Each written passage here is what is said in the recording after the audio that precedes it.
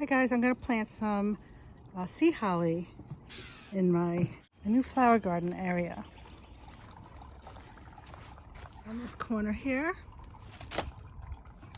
If you pick up a package from Home Depot or Lowe's or wherever, you see all these roots and bulbs that they have. You pick up sea holly, and when you open it up, you have these roots. This came with 3 of them. This is the side up.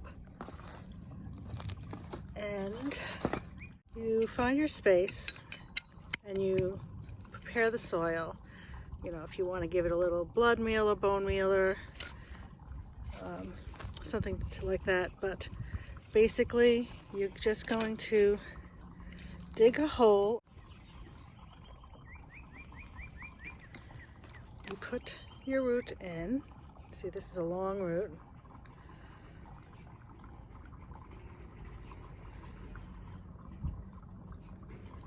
And you just fold it in, and you're going to bring the soil up to the hairline here, right there. You might do a little below, leave some room for some mulch. You actually might find a root that has leaves coming out of it, right there, and the leaves would not get, the little baby leaves will not get buried in the soil. And then you have to take in consideration some mulch. But I'm not going to be mulching until these are probably well on their way growing. So I'm just going to plant these 3 in the soil. Now, even this one, see the hairline there? I don't see any leaves coming up yet. But this one's got like little runner roots, which is fine. One really long one. You just got to tuck it in there. You don't have to dig that deep. And the 3rd one, oh, that might be a leaf there, no. But that hairline doesn't get buried. But the rest does. So let me go ahead and do that.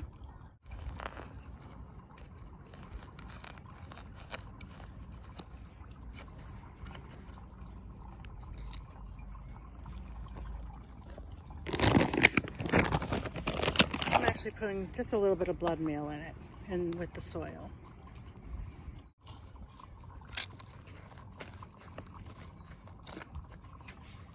See, I was hitting the root from the one I just planted, so you gotta be careful of that. Break that up.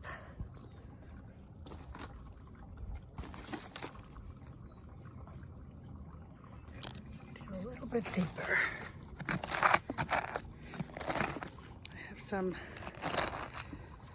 Lots of pebbles in here, so I would say this is well draining.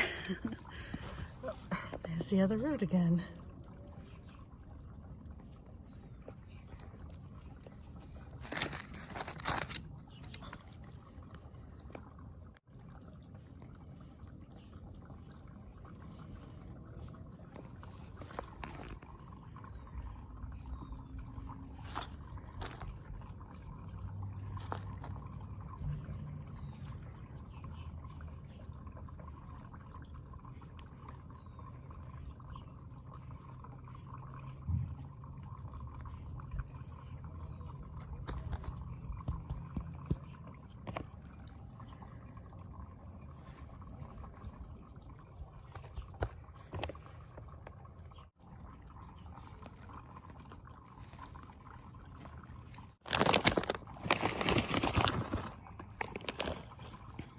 Blood meal.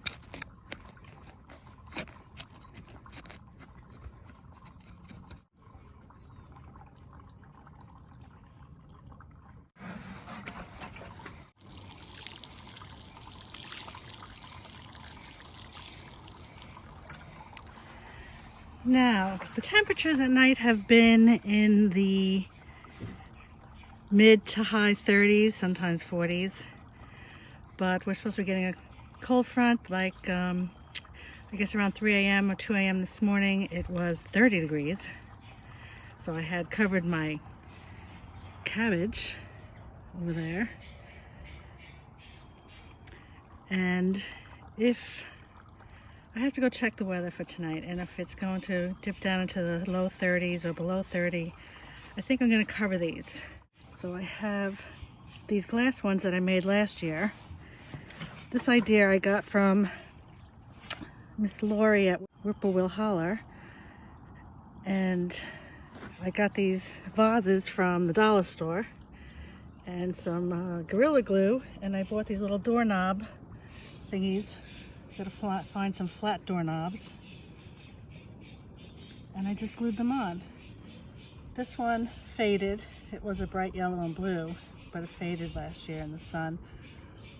But I thought the bee would be perfect on this one. This vase, it looks a little bit like a honey jar. But if the temperatures are going to dip down, I'm going to cover these with these glass vases for the night.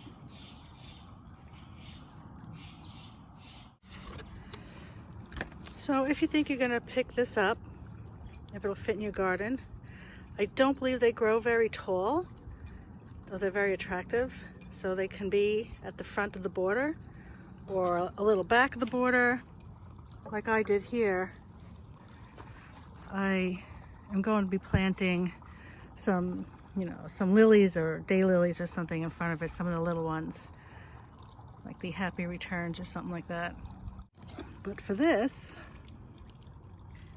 it's full sun, 24 to 36 inches, which is kind of tall.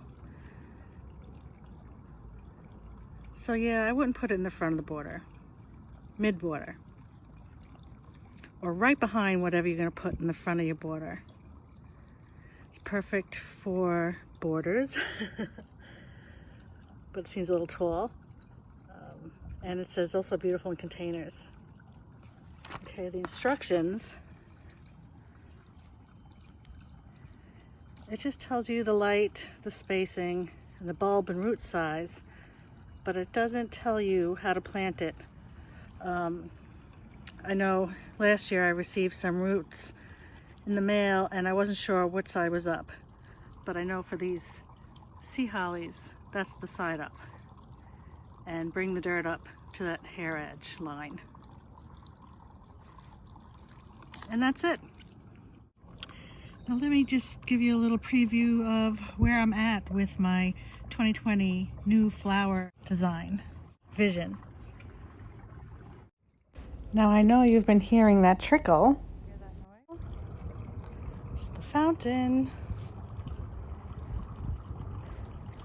Up and running.